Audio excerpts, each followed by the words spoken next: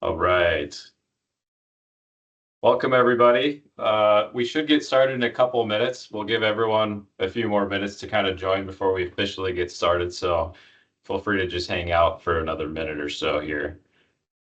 Looks like we've got plenty of names here already. We've got Michael Mock here already, other Steve, Bill Adams is here, Roman. Awesome.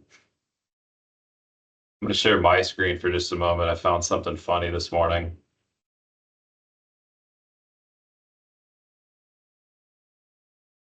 You guys see that? Yep. Yeah. When I first saw this, I was like, no way this is real. But 2021 was back when kids were spending money on those things called NFTs, right?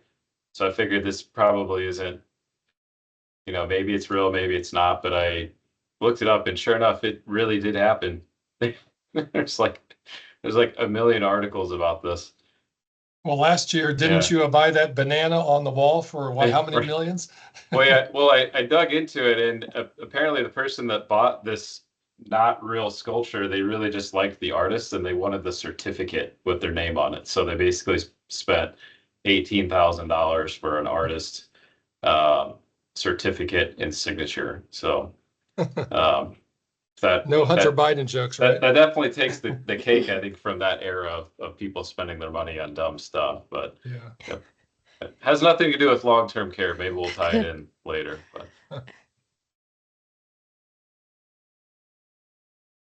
All right.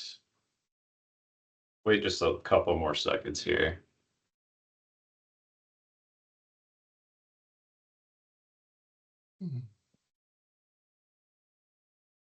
All right. All right. There's Bill. All right. Thanks for coming, Bill. All right, guys. It's about 3 minutes after, so now is probably a good time to get started. Thank you for taking time out of your day to join us today. I know we're doing this month's a little bit earlier than we have the last couple of months. And this is recorded, so if you need to step away or if you have to leave early, an emergency comes up, no problem. You will be sent a link and a recording afterwards. That should happen automatically.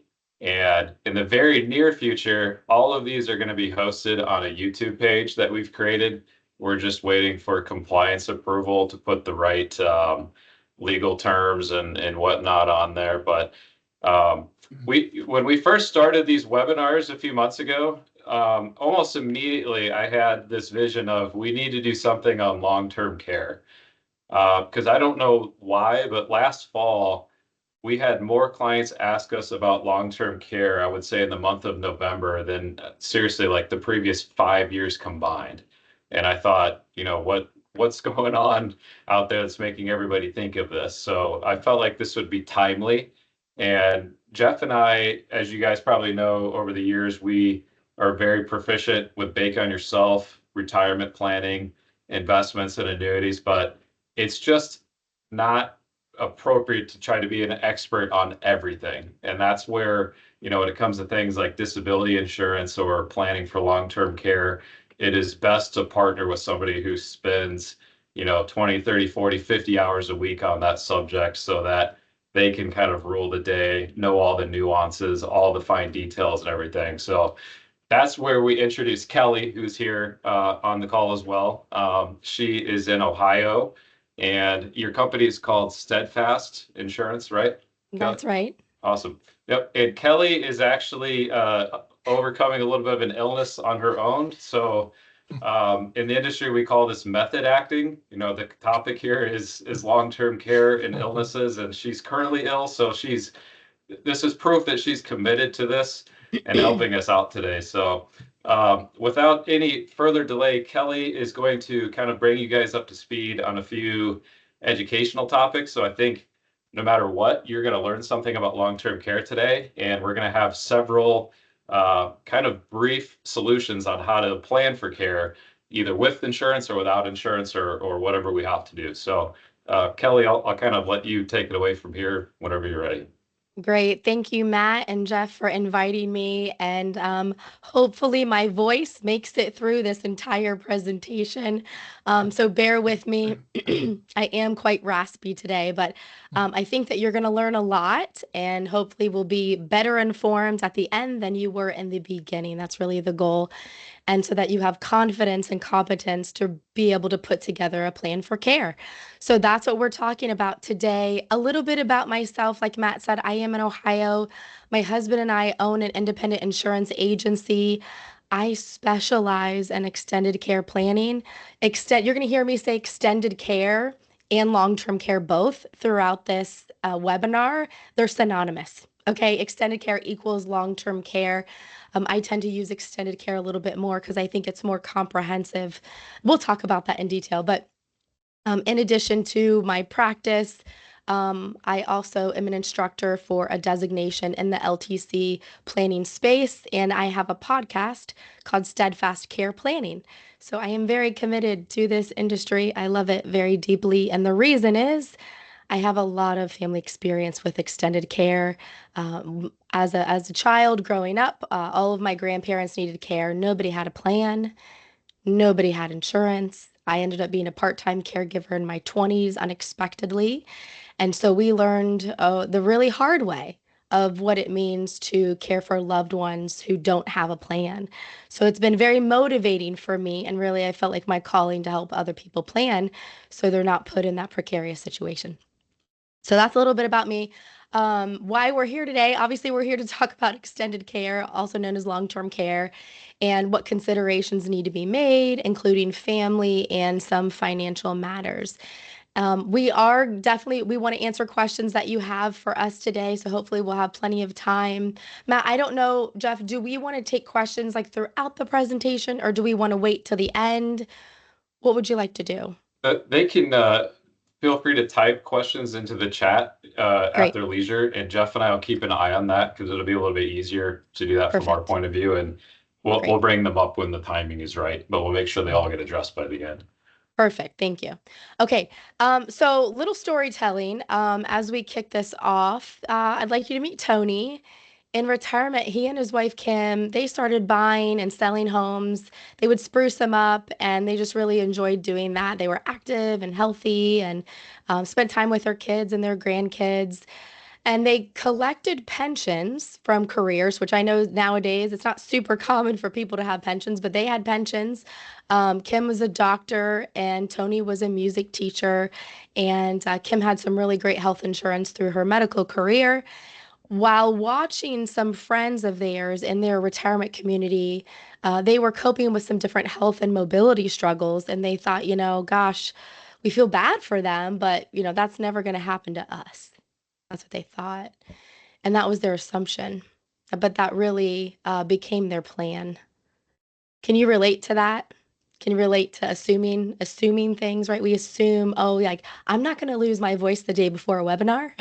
No, that's not going to happen to me. That wasn't my plan, but here we are, right? I always joke that not having a plan is a plan. It's just Yeah, an unconscious, very bad one. that's right. That's exactly right.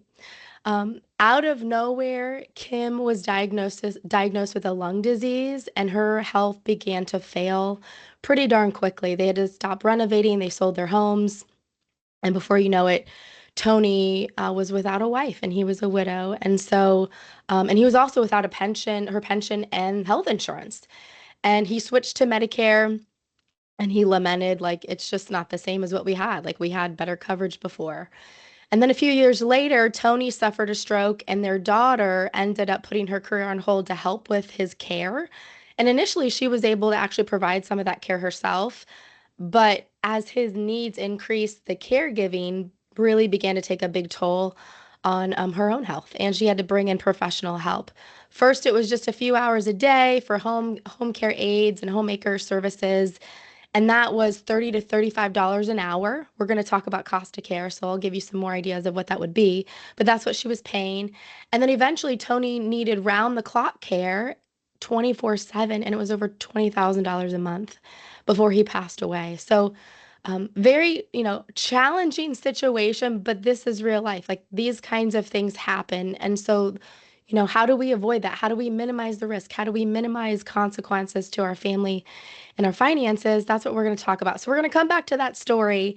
But for now, really during our time together, you're going to learn why assumptions are not a great plan. We're going to talk about physical, emotional, and really financial toll that caregiving can have on you and your family.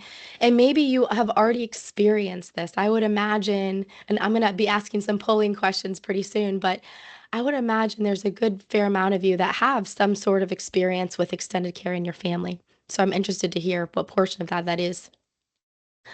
Then we're going to talk about how staying at home as you age can be possible if that's really what you want and you have a plan. And then we'll talk about the expense of care and what that means and how much it costs. And then we'll explore why the time to develop a care plan and strategy really needs to be now and not, oh, I'll do it later. And then finally, if you're wondering how to apply what you learned today to your unique situation, we'll talk about that towards the end of how we can provide some free resources to you and help you put together an extended care plan as well. Now, before we start getting into caregiving or my first truth, I want to give you just a little background on extended care and long-term care because oftentimes people have misconceptions of what it is. So, when we're talking about extended care, long-term care, um, really what we're talking about is if you need non-medical assistance. Okay, this is also called custodial care.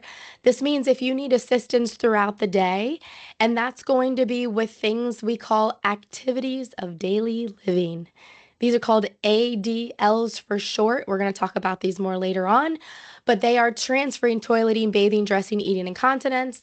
Essentially, they're things you do every day you don't even think about.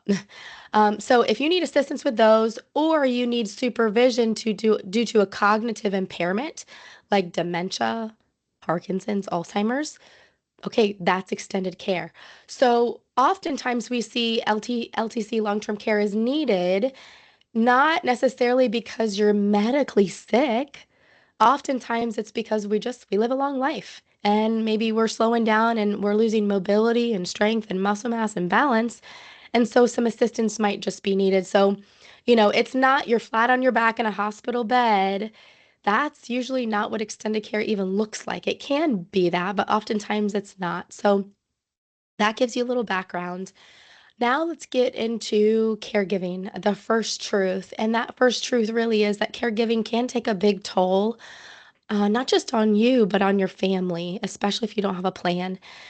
One of my most favorite quotes is by the former First Lady Rosalind Carter, and I feel like this is super applicable, especially after the passing of President Carter just recently. She famously said, "There are four kinds of people in the world: those who have been caregivers, those who are currently caregivers, those who will be caregivers, and those who will need caregivers." Her point was that caregiving is nearly a universal experience. And so it is so common. And we even think about it like, if you have kids, there's caregiving, right? We are caregiving for our kids. They're not older adults, but we are providing care to them. So it is very common. I hear quite a bit from clients like, we don't want our family to take care of us. We don't want to be a burden to them. We don't want to ask them to do that. And the question is not who will take care of you, but rather what providing that care will do to your family and finances, like how it will actually affect them beyond just who's going to provide the care. And maybe you can relate to that. Like, do you not want to be a bother to your family? Does it bother you at all? Are they busy? Are they in, your own city? Do they have jobs? Maybe you don't want them to have to take time off work or maybe move nearby so they can help.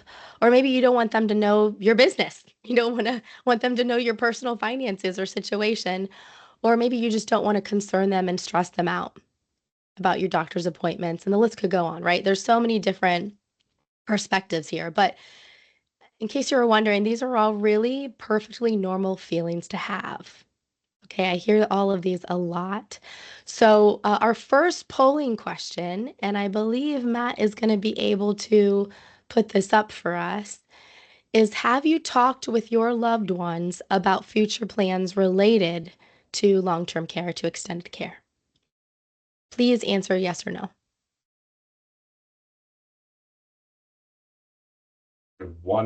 Two responses so far, both yes. Got some no's trickling in. Okay. So far, it's mostly yes. Mostly yes, but maybe a little Yep. bit of no. Yeah. And these types of conversations is probably not the top of your list, to-do list, right? Probably not top of mind of, oh yeah, I need to talk to my family about this. But I can't emphasize enough how helpful they really can be for you and your family to anticipate what the future might bring before a crisis happens. And that's really key. You know, when you consider the impact of caregiving that it could have on you and your loved ones. If we dare to talk about the plans, you know, they can allow you, your loved ones, to care about you rather than physically have to provide care for you. And there's a big distinction between caring about you and caring for you, doing that caregiving. So part of our webinar today is talking about how, you know, things might play out. And And there is I was just thinking, this is probably obvious to you, but geography has got to be one of the biggest challenges with long-term care these days, because it seems like just about every 20 and 30-year-old you meet lives miles and miles and miles away from their parents, because they were seeking the best jobs or the best opportunities. So that traditional model that maybe our grandparents and their parents' generation used is going to be challenging, I think, in the future.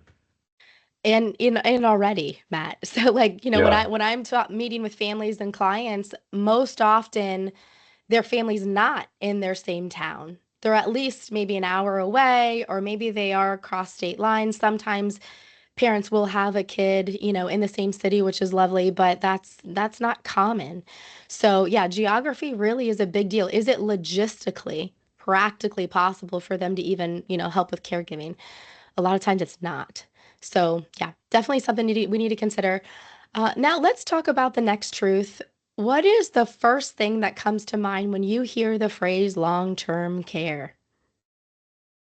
If you're like most people, you might think nursing home, or maybe you think something else. Let's take a look at the next poll, Matt. Is the majority of care provided in a nursing home? True or false? I'm going to submit the answer that I thought it was before I met you.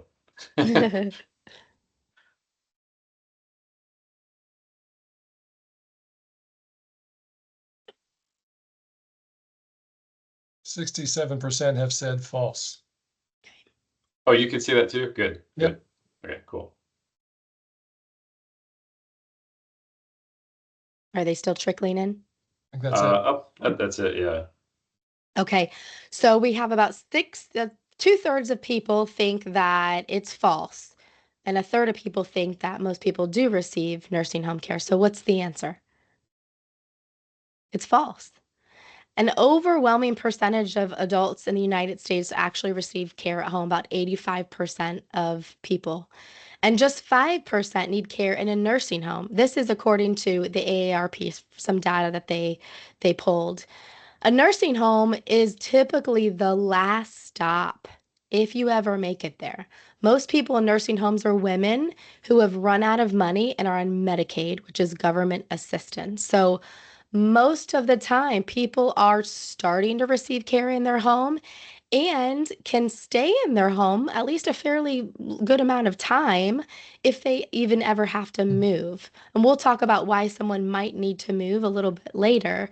But that gives you an idea of where care is received most often at home, only 5% of the time in a nursing home, acute care, about 4%, assisted living, about 4%, and then other, those are different. Maybe it's in a family member's home, or might be some other kind of VA facility perhaps, but that's where care is provided. Kelly, I didn't realize that that percentage of folks in nursing home that are on Medicaid. Can you make a comment on what the qualifiers are to be on Medicaid in terms of income as well as countable assets? Yeah, so we're going to talk about Medicaid as we get to funding options. Perfect. Jeff, so can we just put a pin in that? Absolutely. Okay, Thanks. cool. Yeah, we're definitely going to talk about Medicaid and different forms of paying for care.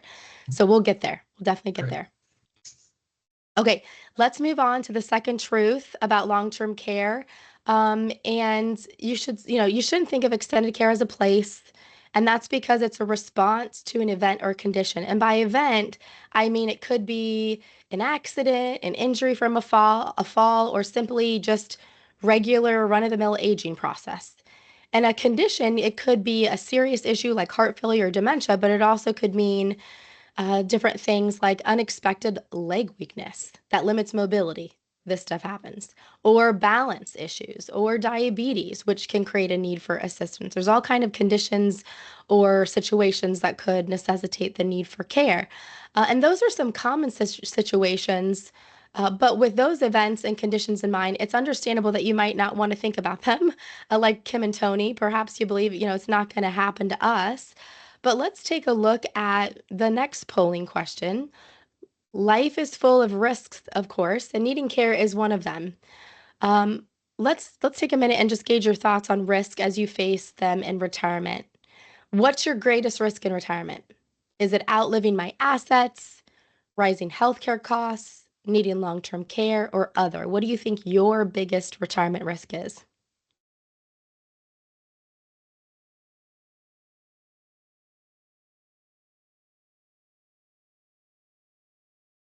So far, most are saying outliving my money, about 85%. Okay.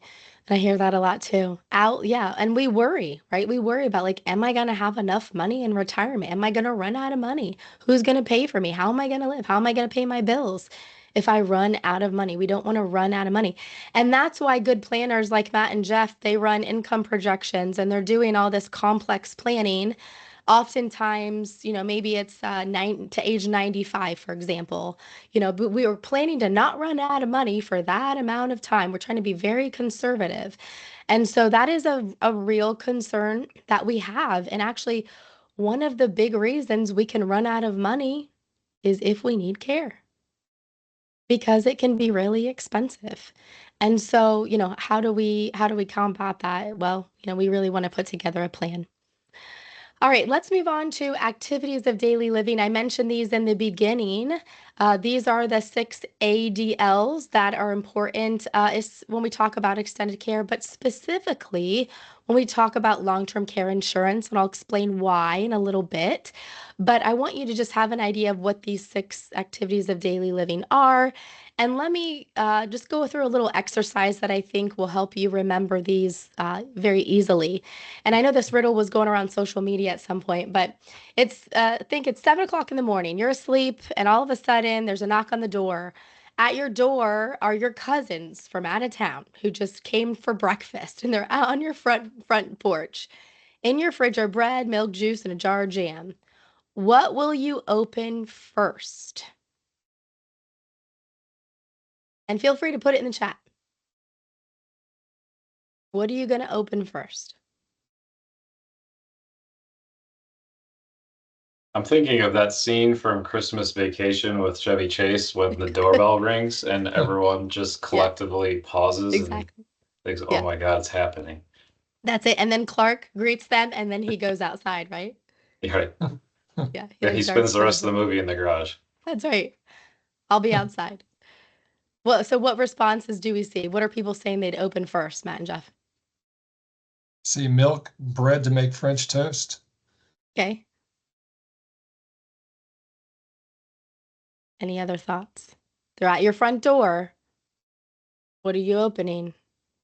Fridge, bread, milk, juice, jar?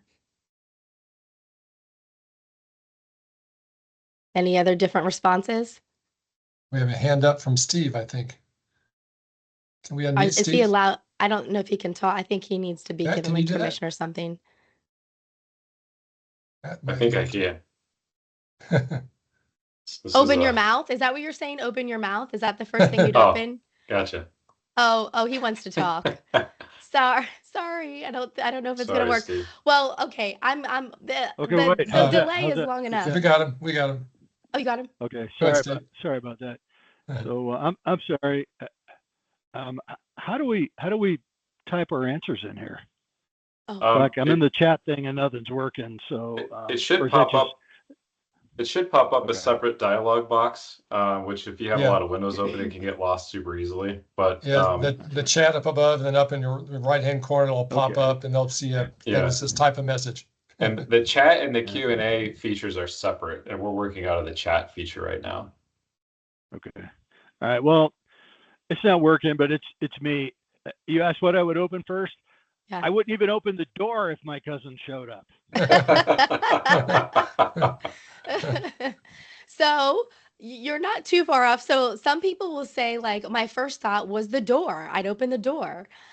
But the correct answer is 7 o'clock, you're asleep. The first thing you're opening are your eyes. Okay, so super tricky, right? Super tricky. So let's build on that a little. Think about the first things you do in the morning after you open your eyes and wake up. You get out of bed, you take a shower, maybe you take one at night, but maybe you take it in the morning, brush your teeth, get dressed, go to the bathroom, have breakfast. These parts of your morning routine are great examples of ADLs, activities of daily living. And so these are the 6. And as you age, some of these activities become harder. And those changes might signal that you're headed towards needing help. So it's important to think about who's going to help if or when these activities become too difficult to do on your own. I often see that bathing and dressing are usually the first 2 ADLs that people need help with. And the reason is bathing, well, whether it's a bath or a shower, it's slippery, it's wet, it's risky, right? We can easily lose our balance. And so that's usually the top of the list. And then dressing, especially if you're talking about putting a shirt on over a hurt shoulder or like a frozen shoulder or something like that, or even dealing with buttons on a shirt. You know, those can be very difficult to do. So those activities of daily living, these affect us as we age. Now, let's take a look at what kind of levels of care people typically need. The most basic is personal care, and this is very common as we age. It usually consists of people needing help with basic activities of daily living, like we just talked about, and that personal care is often provided in the home by your family, but it could be a home care aide or maybe even a nurse's aide. The next level is intermediate care. And this could be provided in your home, but it could be provided in an assisted living community. And it's usually going to require services by a professional, by a healthcare professional. So that could be part time or it could be on a regular, ongoing basis. And then finally, there's skilled care. This is generally around the clock, most often in a residential facility like a nursing home. And the care that's typically provided is going to be provided by professionals like nurses, therapists, maybe a physical therapist or OT, or under a doctor's supervision. So there are 2 main reasons to have a general understanding of these different levels of care. The first is you can see that it doesn't always mean a move to a care facility, right? Like the first 2 levels of care, the personal and the intermediate, those can be received at home. And all 3 levels can be provided in a variety of settings. But the second reason is to learn about levels of care so you understand that they don't always happen in order.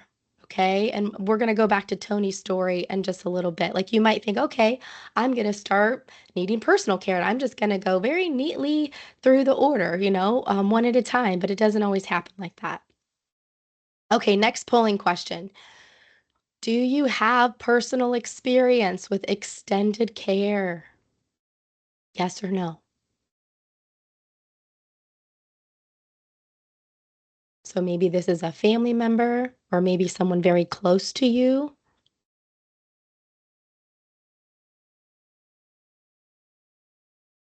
This is the most split response we've had yet. Okay. Are we like 50-50 or where we at? Oh, he's flipping back and forth. I feel like that guy on NBC on election night. We're missing some votes in Ohio, I think, but right now we've got 56% yes, 44% no. It's because I didn't vote. I'm the Ohio vote that didn't vote, Matt. I voted. Okay, so we're about split. So, some have had experience, some have not. If you've had personal experience, a lot of this is probably hitting home with you where you're like, oh yeah, I remember that. Yeah, my so and so needed help. For my family, my grandparents, we had my grandparents needed all levels of care at different times. And so one was not the same. They were all very different situations. Some, progressed, and some was all of a sudden because they had a stroke. So they needed a lot of help right away. So, but having personal experience, typically we find really resonates with people and is very motivating for them to want to put a plan in place because they don't want to be crisis planning in the future. Okay, so remember Tony and Kim from the beginning of the webinar. So Tony's health declined after he had a stroke. So that's what led to that round-the-clock care. And his care needs did not happen in that typical order of personal, then intermediate, and then skilled care. And that's not unique. That does happen. And it's true that serious medical events are often completely unexpected and can totally change your life and your family's life.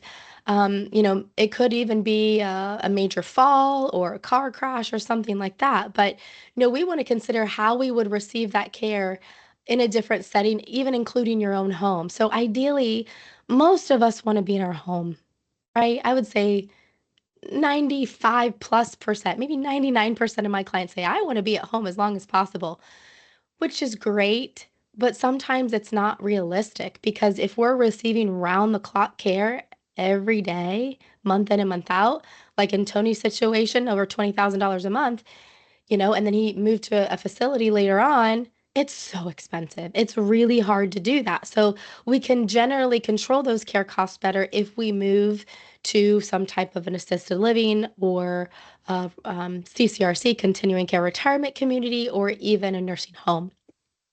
Okay. The third truth that we're going to look at is going to shed some light on the financial aspect of care. And we're going to talk about the expense of care and what that looks like. Now, you got a taste of this truth at the beginning with the cost of care with Tony, right? We talked about, it started out part-time care, and then it was more higher level of care, ended up being $20,000. So we know that it definitely can be expensive, but what do we do? How do we pay for these costs? Another poll question. Which of these factors do you think plays a role in calculating the cost of long-term care? Where you live, the type of care, the duration of care, the time of day, or all of the above?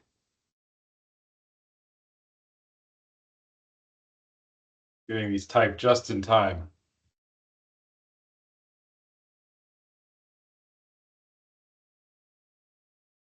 So go ahead and vote. This is a shot in the dark for me. I generally don't know the answer to this one. So we're 80% all the above. Okay. What were some other 10% answers? 10% my location, 10% type of Okay. care. Okay. I voted location just because, I've heard stories of people in like Southern California, for example, or even the Bay Area, where it's very sobering to hear how much care costs in those areas. So those might be extreme examples, but Sure. And Alaska is the worst. Oh, Very really? expensive. Yep. It's All so right. remote. Yeah, Yep. it's so remote. Okay. Well, the correct answer is all of the above because, yes, even the time of day matters. Nights and weekends can be more expensive than weekdays if you hope to receive in-home care.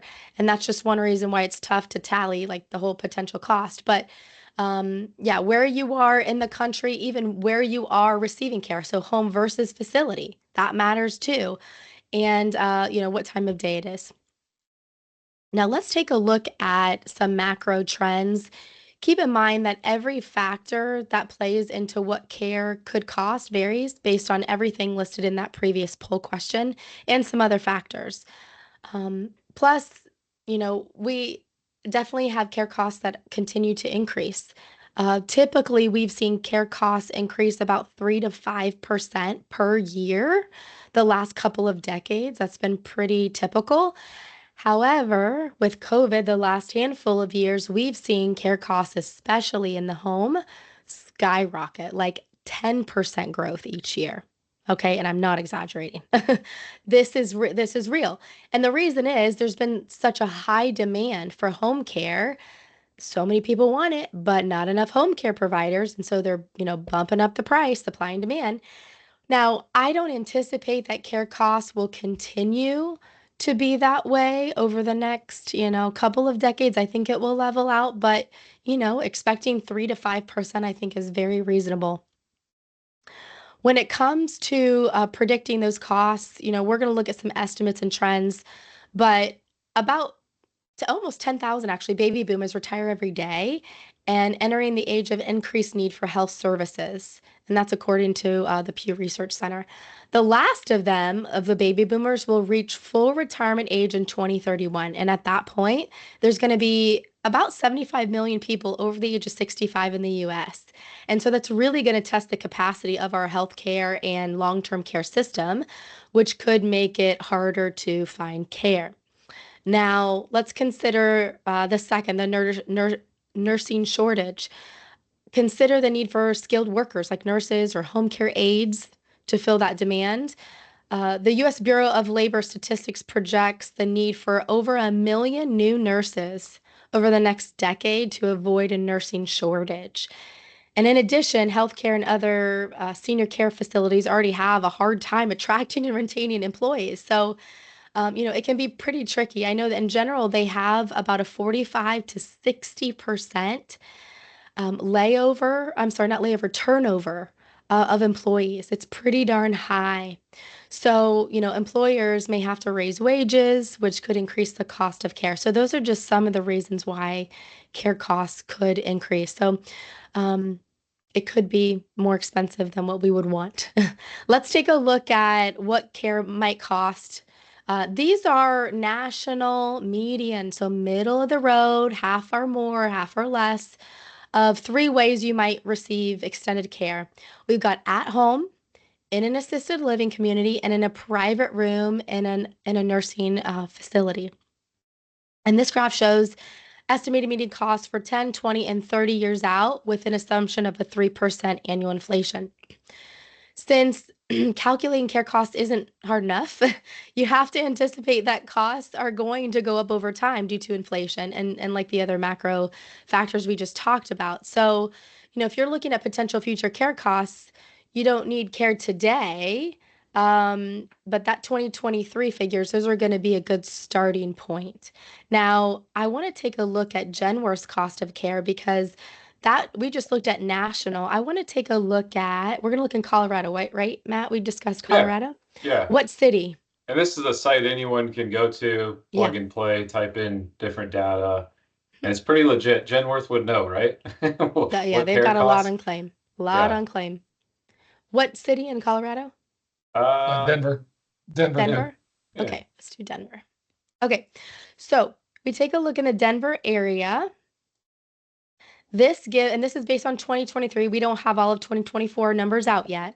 So if you need part-time home care in the Denver area, this is 44 hours per week. Okay, part-time. You're looking at about $7,800 a month. All right. We need more care. Let's say we need 60 hours of care per week. All right, it's 10.6. That's because home care is paid by the hour. What if you need that 24/7 care? Whoa. Oh my gosh, that's scary. It really is. Almost $30,000. It's exorbitant.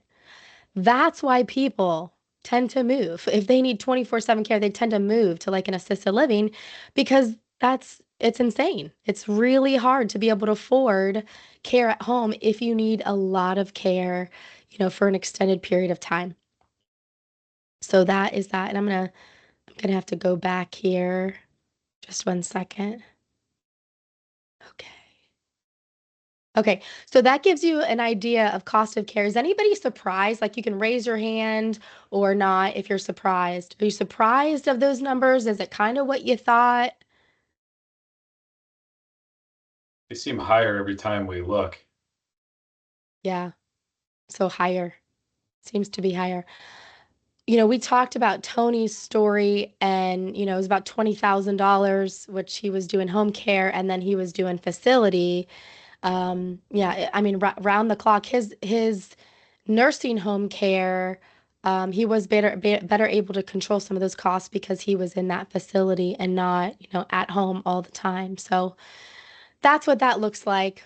Now, no matter where you receive care, it could have a significant impact on the money you've invested for retirement.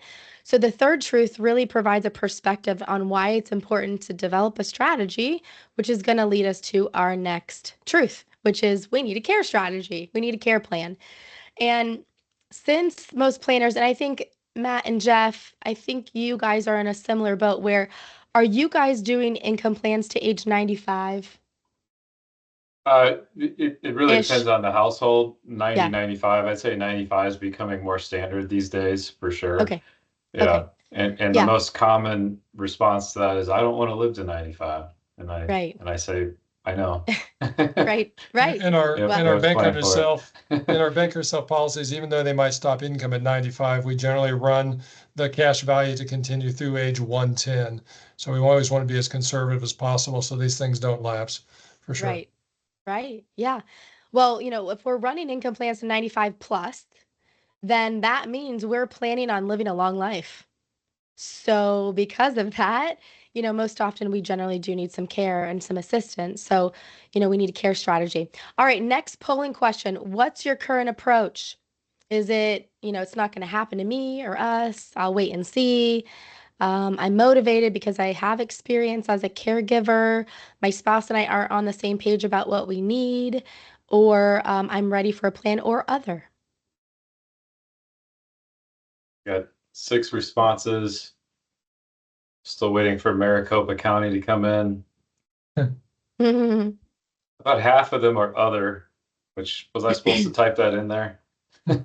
that's okay. Yeah, curious on what the other is. Actually, for those that said other, what's your other approach? Having a plan in place. Oh, already have it. That Oh, would be okay. yeah. Oh, Okay. well, there you go. That's a good That's a answer. valid other. That is a good answer. So, clearly there are really different reasons to prepare for an eventual need for long-term care. And while most of those needs are provided at home, we still need to make a plan and figure out what we're going to do. So, how do we become prepared? What do we need to do? Now, while you want to be able to stay in your home most likely and get help there should it become necessary, will your home be ready for it? So, you Hmm. might need to make modifications to your home. Do you have a first floor bedroom and bathroom? Or do you live in a two-story home? Maybe that means you're going to have to downsize or move because you don't have the right accommodations. Or maybe you need certain home modifications like widened doorways or making the bathroom more accessible, adding grab bars, changing flooring. There's all kinds of different home modifications that can be made so that people can age in place longer and better. So that's a consideration to make when preparing. You might even require a different vehicle to accommodate like a scooter or even a wheelchair. My next door neighbors, like I can see them right now looking out my window. They are in their 80s and the husband has advanced Parkinson's. Last year, and they've had a minivan forever. They love minivans, and it's just the two of them. And they've had this minivan for probably 20 plus years, totally beat up. And they finally said, you know what, we need something that's actually gonna be a good fit for us and be a good fit for the husband. And now he's in a motorized wheelchair like all the time. And so they bought a special needs van that allows him to easily roll up in that van to be able to get, places easily, and he can even still stay in his chair while he's in the van. So, maybe a different vehicle might be needed if you were to need that level of care, and those types of needs. Also, maybe some assistance might be needed for arranging transportation or managing medications or meal delivery and appointments. These are all logistics and things that we need to consider of who's going to help me do these things. And if maintaining control of where you live in your later years and how you receive that care is a priority, really planning ahead can help you try to stay in control as much as possible. And everything we've mentioned here from, home renovations to meal plans, they can cost money. So, the fact is we need a plan on what we're going to do, how we're going to do this. So whether you plan to rely on a spouse or a loved one to help you when the time comes, creating that plan now is really going to give you room to have those conversations. And maybe your hope is that your family will be a part of your care plan, or maybe you don't want them to be a part of your care plan and you just want them to love you and care about you and not care for you. But we don't want to keep these thoughts to ourselves. That's where you really need to talk to your family about this. And I know it can often be an emotional topic. It really can. It's sensitive. We know that. But in my experience, we have to give it time to explore and to develop.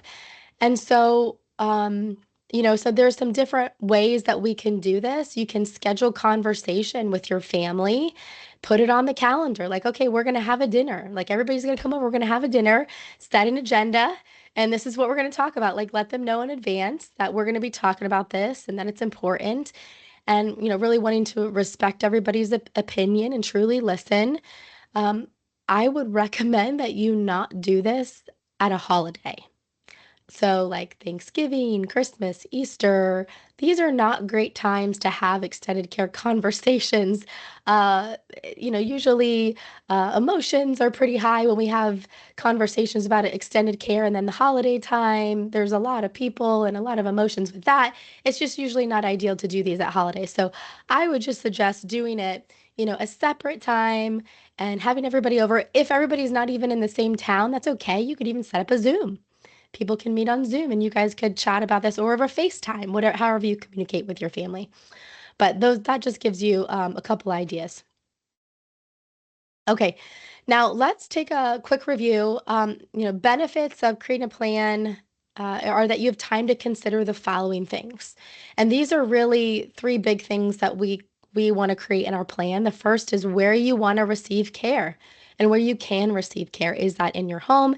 Is that in a community or facility? What's the location? The next thing is how much independence would you like to maintain in that situation? How much do you want to rely on other people and how much can you rely on other people? And then the next thing is what role you'd like your loved ones to play in that support system. Do you want them physically caregiving, or would you rather they make phone calls or pick up meds or that sort of thing? If this motivates you to dig deeper, we have some free resources for you at the end of our webinar that Matt and Jeff are going to send out. So I think that could even be just a good beginning place for you to start and starting to document your preferences and even give you some ideas as far as talking to your family. All right. Now, let's move on to strategies for paying for care. So the funding, that's a big piece of the plan too. Okay, we talked about where do we want to be and what that's going to look like, who those caregivers are, the who, and now it's the how. How do we pay for care? What are the options? And there are basically four ways to pay for it. Your family or your loved ones, you by self-funding, government programs, and long-term care insurance. And if you have experience or know someone who has cared for a loved one, it won't surprise you to hear that it often takes a combination of these. So it's not necessarily just one of these methods. Sometimes it's multiple. So we're going to talk through those.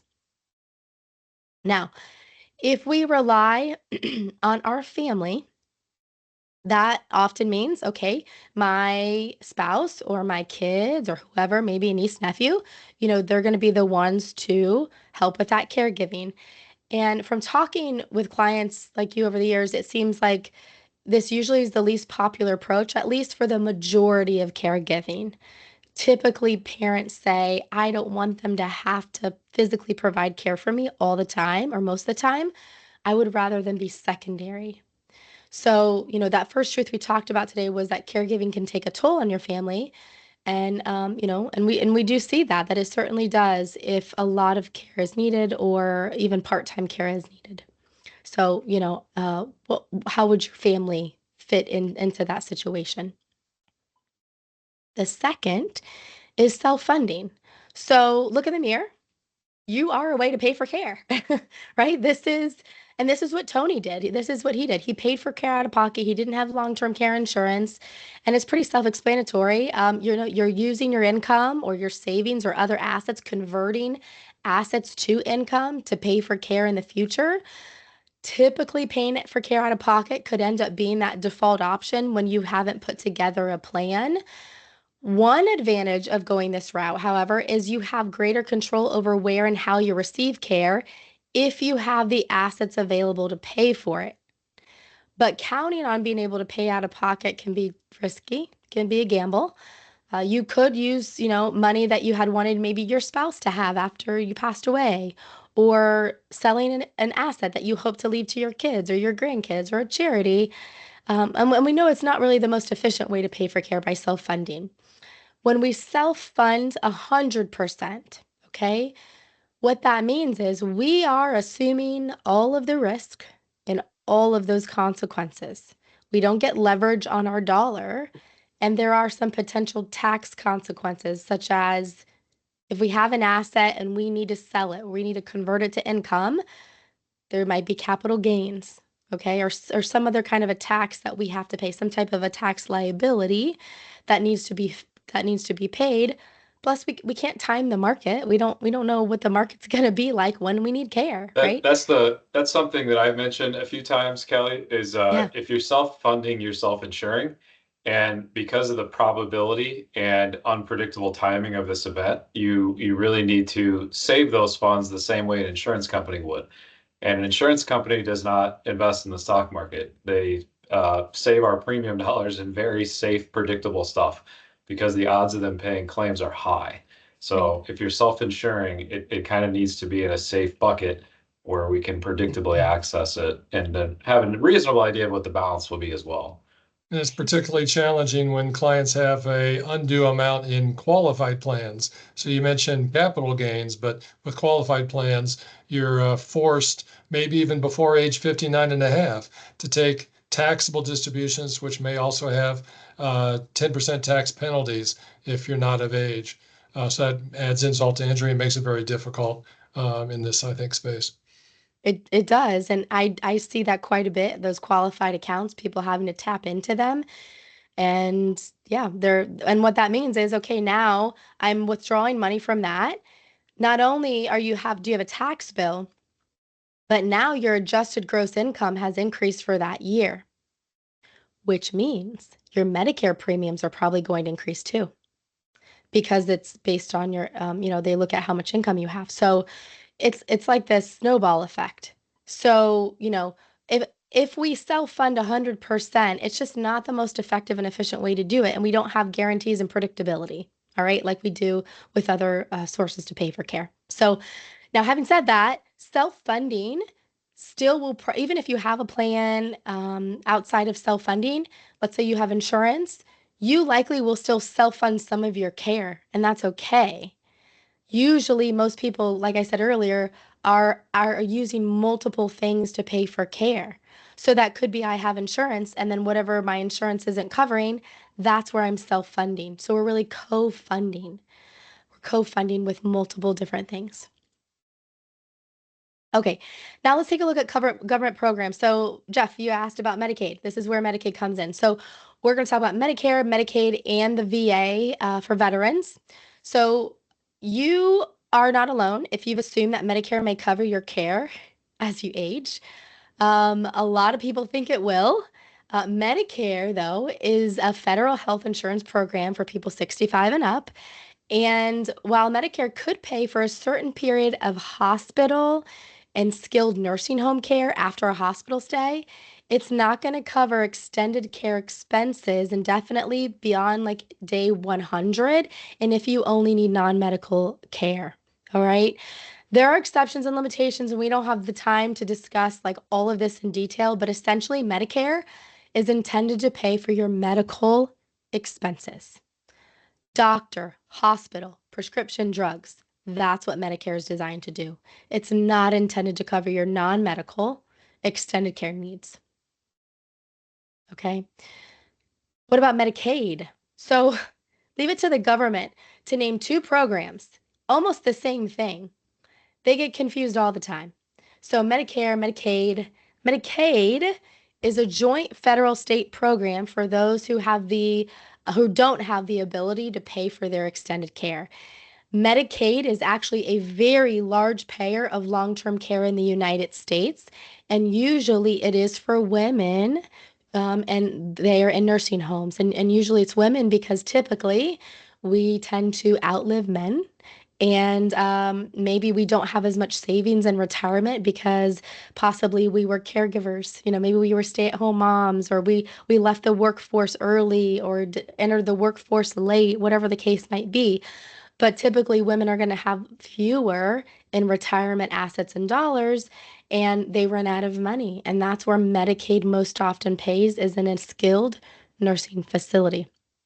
Now, to qualify for Medicaid, you have to use most of your savings, your investments, and prove how those assets were used. For instance, you can't give away your, valuable antique car collection, or transfer an asset out of your name within the past 5 years without being penalized and expect the government to just step in and cover your care costs.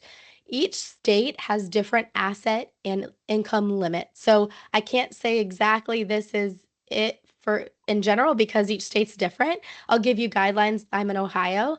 So like if you're single in Ohio, the asset limit's $2,000. What that means is you are using your money first until you get down to that $2,000 asset limit. And that's when Medicaid steps in. Now, you are able to have home equity. You are able to have personal belongings. You are able to have a car, those types of things. But the idea and the goal is the government wants you to use your money first. They are the last resort and the backstop. They don't want to be, the priority here. And that's Now, you said it's a 5-year look back, Kelly? it is. Or in most states? Okay. Yeah, it's 5 years. It's 5 So years. that means I can't, Yeah. gift my brother my 3 homes and then qualify for Medicaid a week later. No. And if you do, Matt, there's a penalty period. So they've got a formula, they calculate it, how much was transferred, what's the skilled nursing home cost, and they say, okay, this is your penalty period. This is how much this is how long you have to self-fund your care before Medicaid's going to step in. Now, you may have heard of like Medicaid estate planning. Okay. There's some attorneys out there that will try to work the system and transfer assets out of someone's name in order to try to beat the system so that their client can qualify for Medicaid later on. But what's important to remember here is there's still a 5-year look back period. We don't know when we're going to need care. What if we end up needing care in 2 years? Right? Like we can't necessarily time it. And also, that's planning for Medicaid. Nobody in their right mind would want Medicaid care if they could choose. I mean, you would much rather want private home care or private assisted living care as opposed to Medicaid because just the quality, it's just not as great. It really isn't.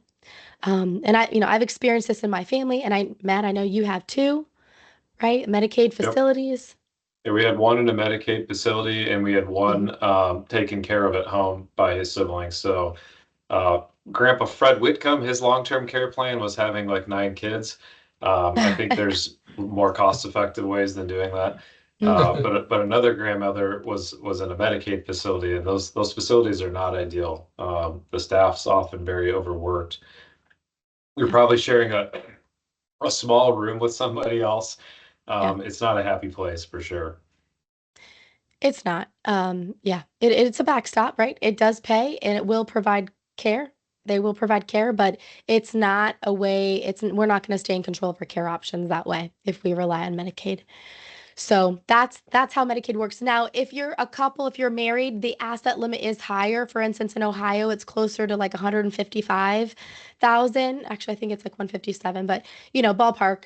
And so you can keep that much, but you're still spending down. So there are lots of complexities and rules that go with it.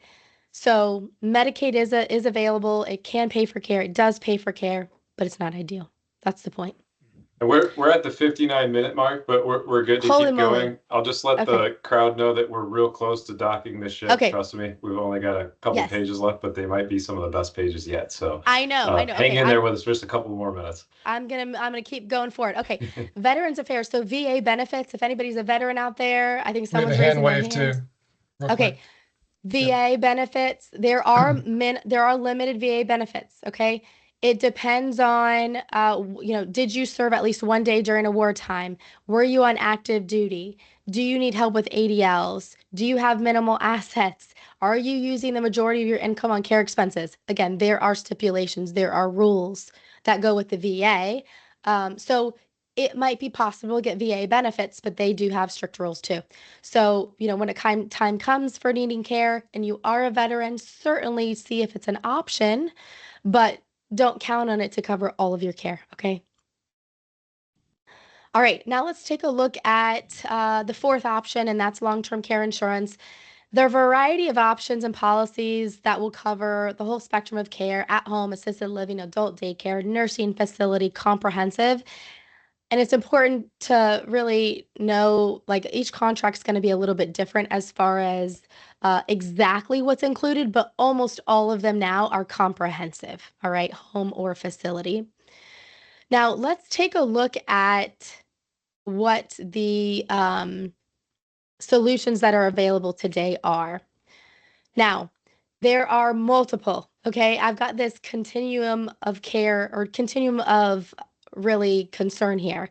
On the left, you're going to see if my main concern is I want like all the long-term care I can get. I want the most bang for my buck. I want the most leverage, the least expensive way to pay for care. Okay, then we're going to want to look at traditional long-term care insurance, okay?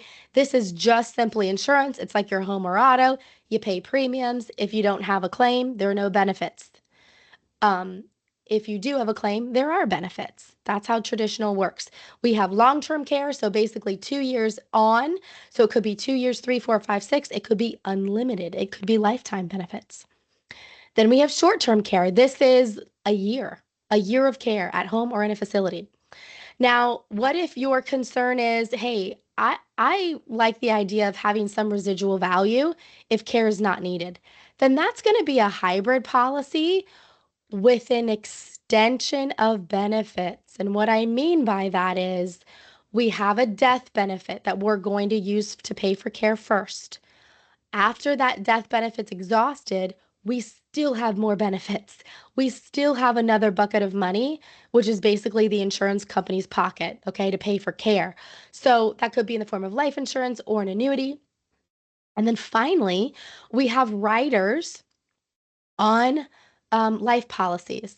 So this could like a permanent life policy. So maybe it's a universal life policy with a long-term care rider, or universal life policy with a chronic illness rider, or whole life with chronic illness rider. There's all kinds of combinations. The idea with that is I'm only accelerating the death benefit. I don't have another bucket of money beyond that I can have access to. And with those riders, there are different definitions. Okay. Some are more favorable than others. Some require a permanent disability, whereas some require a temporary disability. So I'm not going to get in the weeds too much, but just know that this would be more if I just, I'm mostly concerned about life insurance, but hey, I'm going to add a rider on here just because, like, maybe it was free or maybe it was really inexpensive and I'm only in my 30s or 40s, and if I need care, okay, yeah, let's just put the rider on there, but that's not my main priority right now. Now, I think some of you might have like a chronic illness rider. Is that right? Yep. Maybe some of you do. Okay, so you have some protection, right? You have some protection, but that is not your whole plan, okay? A chronic illness rider is going to have a different definition than a true long-term care rider definition. It's not quite as flexible, and you're not going to get probably as much benefit out of it. We don't know how much benefit you're going to get until claim time if you didn't pay for that rider up front. Okay, so just know lots of different options. One is not there's not a bad option. It's just a matter of, is it the right fit for you? Okay, at the point in your life with your finances, your family, your preferences, your needs. They will pay for care. They're just going to maybe do it a little bit differently in how the policy is structured. I'm going to give you an example. Let's take a quick look at a traditional case. By traditional, again, this is pure insurance, okay? I have a couple, Mike and Susie. They live in Colorado. They're 55. They're in average health. They have 2 adult kids. They are looking for benefits with a starting monthly benefit of $4,000. But they're only 55. So we want this to grow over time. So we do that by adding 3% inflation protection. So every year it grows by 3%. So that in 25 years, they each have over $8,000 available to pay for care. Okay. This is going to last at least 3 years, but they also have the ability to share benefits. We call that shared pool or shared care, depending on the company. But they each have a starting pool of 144, and then in 25 years, it's grown to over 292. Okay. There's a waiting period of 90 days. That's our elimination period. Premiums for them total about $450 a month or about $5,000 a year for this specific amount of coverage. So this just gives you a little taste of what a traditional policy might look like for someone in Mike and Susie's position. I can't stress enough, health and medical history is extremely important, okay? When we work with clients for LTC planning, we pre-screen in the very beginning very thoroughly so that we can offer best recommendations because companies have very different guidelines depending on what kind of solution and what company. So, a policy that is good for you might not be good for your neighbor because you have different health histories. Hey Kelly, But for that's a really good point. I want to just expand on that for a second. That center column there, where there's 4 or 5 different aspects to the benefits, I think there's even more. But these mhm. programs are so customizable. This is not like shopping at Target and grabbing something off the shelf. Like every little aspect can affect the premium in a different way. And it really, you owe it to yourself to go through a process to make sure that it's truly customized and works for you and your household. Yeah, and I would say traditional is probably the most customizable, Mhm. Jeff, out of all of our solutions that we have available. Like we've got the most like levers that you can pull, change things up and down. So a lot of customization, but with traditional policies, in general, you have to be more healthy than other options because their underwriting is usually the most strict. Okay. Somebody just asked about age, and I didn't get a chance to read. What did that say? Did you It see that says, comment? Rick says, I'm 67, my wife is 57, and may be too late for us on this type of plan. So, your age doesn't mean it's too late, Rick. Okay. It's all about health. So, companies, depending on the company, some will write to age 70, some will write to 79, some will write to 85. So, the age isn't necessarily the biggest roadblock, it's health. What does our health allow us to buy? That's what it comes down to. What are we health eligible for? And then what can we afford and what do we like, of course. But that's why we start with health before we have an educational meeting with clients is, I need to know where we stand so that we can offer best recommendations. But Mike and Susie, they were in just average health for 55-year-olds and they were able to get this amount of coverage and they were very happy with that. Now let's take a look at a hybrid case fairly quickly. This is Tom. He's 60. He's married, average health, 4 adult kids. His wife already had coverage, so we were just getting coverage for him. We looked at actually, what we did for him was we took a lump sum. Okay. He said, Kelly, I have $100,000 I just had it in a rainy day fund that I was just planning on using for my LTC. What if we repositioned that? Like, what can I get for that? I'm like, okay, well, we'll work backwards instead of looking at the monthly benefit. So we took 100,000 and we were able to get a starting monthly benefit of 5,840. And then in 20 years, that's grown to over 10,000. But this is key. Look at this. We have 100,000 that we put in the policy. Day one, this is the leverage. He has over $293,000. day one out the gate.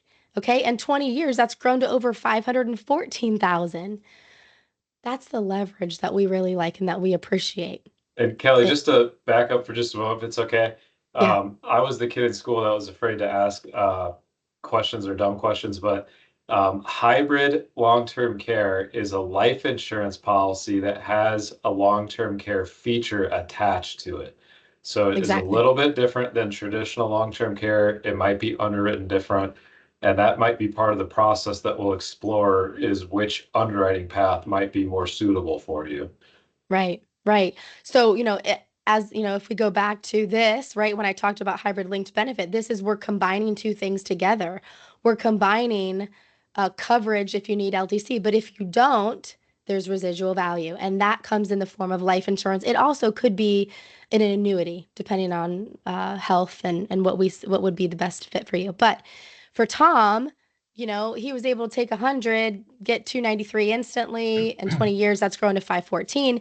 But guess what? This was what he was really gave him peace of mind. He was like, hey, day one, too, I've got over 140,000 as a death benefit. So no matter what, my beneficiaries are getting more than what I put into this policy. He liked that. And So, Kelly, and that, yeah. correct me if I'm wrong, but if this client age 60 happened to have 100,000 sitting in a qualified plan, there's solutions that enable him to put that same 100 as a rollover, tax-free, into this hybrid long-term care policy, and then it actually spreads the tax bite over 20 years 10. as it 10 Mhm. years as Yep. it funds the whole life underneath the shell of an IRA annuity combined with a life insurance solution on a joint basis. So a lot of creative ideas Yeah. that are out there, and that's why we rely on you to be top notch on all those solutions based on insurability and a lot of different Right. factors. Okay. Right, exactly. So, yeah, it could be non-qualified money, so post-tax money, or it could be pre-tax money in a qualified IRA, 401k, something like that. So, yeah, there are lots of different ways we can pay for it. It's just a matter of number one, well, what's your health? What can your health buy you? And then what are your finances? Where is your money? How is your money structured? What's the most efficient way that we can design this policy for you? And that's going to be different for everybody. Okay, so hopefully that was helpful. Just real brief, talking about taxes. Benefits are tax-free for long-term care when we have long-term care benefits. Particularly when we have a reimbursement policy, it's 100% tax-free. If it's cash, if it pays cash benefits, it's most always tax-free as well, unless you surpass the per diem limit. We don't have time to talk about those details today, but just know, like, almost always it's going to be tax-free. Um, and the premiums might be deductible as a Hmm. medical expense, okay? So, depending on if you're a business owner, there could be some potential tax deductions, or if you itemize your medical expenses and you have significant medical expenses, if it's greater than 7.5% of your income, we could potentially deduct some of those premiums. So there's some nice perks there. If you have a health savings account, also known as the HSA, you can even pay some long-term care insurance premiums from that tax-deferred account, which is pretty cool. And then we talked about business owners, so yeah, that could be So pretty if you favorable. already if you already have a plan or you're thinking about starting one, it would probably Mhm. make sense to let your CPA know or For whoever's sure. filing your taxes for you. There might be a benefit you're not taking advantage of yet if they don't are not Absolutely. aware of it. That's right. And depending on your state, so there's federal deductions, but also in your state, there could be a deduction. There could even be a Hmm. tax credit. Some states have tax Wow. credits, like New York has tax credits. So, which is better than deduction. So, yeah, definitely talk to your CPA. If you have insurance already, can we do any, great tax planning here? Or if you're looking into coverage, is this something else that you could benefit from? Okay. Now, we're here at the end, and I just want to let you know we have a couple of free resources for you. Matt and Jeff are going to send these out later. The first one is a written plan of care. It's to help you start documenting really your preferences, preferences of care, home location, caregivers, how we're going to pay for care, all that kind of stuff. It's just a 2-pager. It's pretty simple. So he's going to email you that. And then also a guide to long-term care insurance, which it's a little bit longer, but it's going to answer a lot of basic questions that you probably have about long-term care insurance and how it works. Right? So he will email you guys, they will email that out in just a little bit. And then finally, to wrap us up, if you want to have your own, customized strategy session, we're happy to do that. Just let Matt or Jeff know if you're interested in exploring options, and then they will introduce you to me and via email and a group email. I'll give you a quick call to introduce myself because we haven't, verbally had a chance to talk yet. And then I'll shoot you an email with a pre-screen link to answer health questions. Because as I said, health is so important. That's what we start with. So, I need a good comprehensive idea of what your health status is and your history before we meet, and I offer recommendations. So I'll provide that link. Answer those questions honestly and completely as you can. If I have any follow-up questions, I'll just shoot you an email, all right, and get any clarification I need. Hopefully, we do have solutions available, and if we do, we'll just schedule a Zoom meeting, a group Zoom meeting with us, Matt, Jeff, you and I, and then we'll discuss, how do we create a plan for you specifically? What's that going to look like? And discuss those different options and figure out, okay, well, what strategy would you like to implement? What do you prefer? What do you like? So we hope that you learned something new, hopefully more than one thing today. And, aging is a part of life, just the way it is. So if we can prepare for it, I think not only we will be better off, but I think our families will too. So I welcome the opportunity to help you in that journey and creating a plan. Awesome. We do Well, have thank you. we Go do ahead, have one John. quick question, real quick. Bill asked, Yeah. what's the average long-term care length? Last time he read it was 3 years. I might add a little point. We have 4 clients that are under long-term care claims right now. The one that I just reviewed recently, her care is $390 a day, which is being paid out through Mass Mutual, one of our insurance partners. Her total annual benefits under this program is $142,000, and she's been under claim, unfortunately or fortunately, however you look at it, for more than 15 years. So, Wow. Wow. Wow. 15 years. That's a long claim. It's a very long claim. So most, depending on women and men, so women typically live longer than men, typically need more care than men. Usually we see women typically need about 4 years of care. That's average though, right? There's less, there's a lot more like that.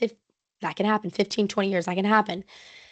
Particularly when there's a cognitive issue. That's usually, or if there's like a terrible accident and you become a quadriplegic, that it could be something like that.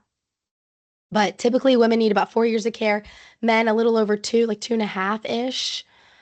So to give you an idea of what we often do with couples is maybe we're doing like a 3 to 5 year benefit period. And if we can share benefits, we try to do that if we're able to.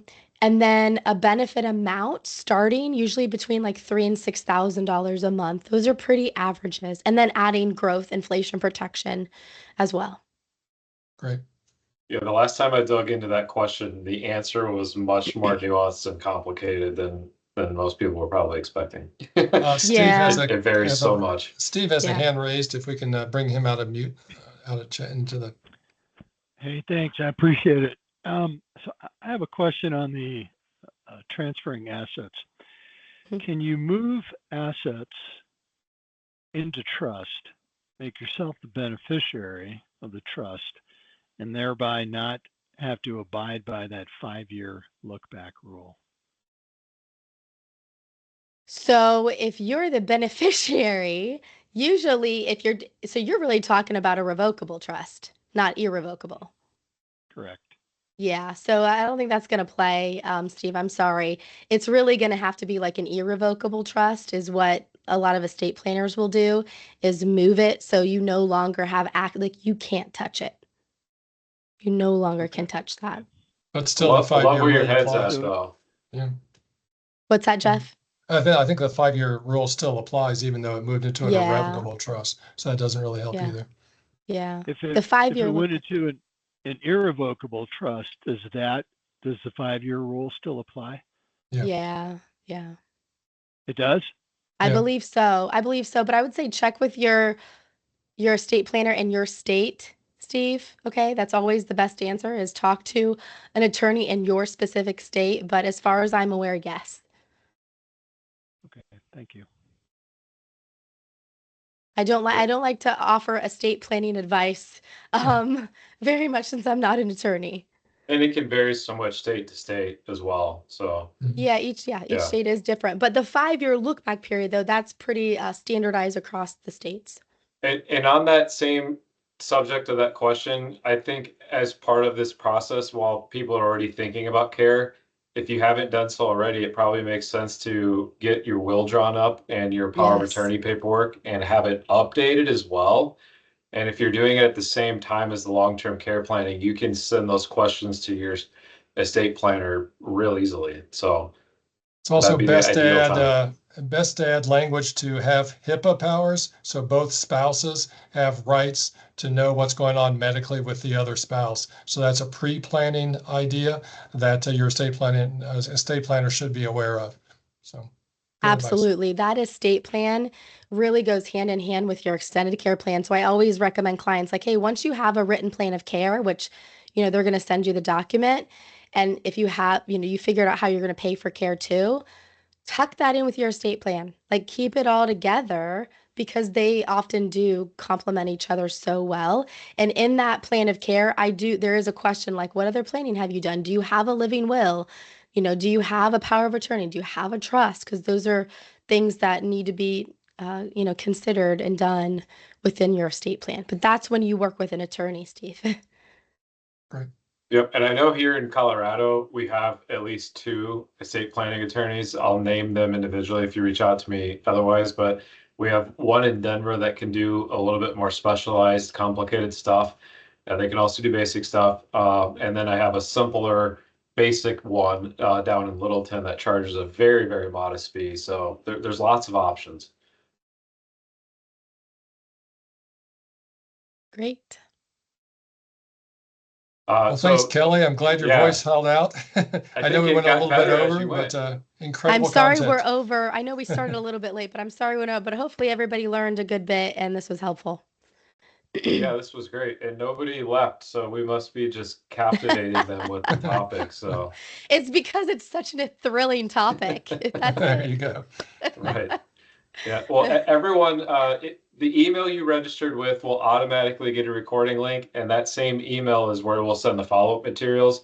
And Rick, I see your note though. I'll make sure that the email you just shared is the same one that those materials will be sent to. So great.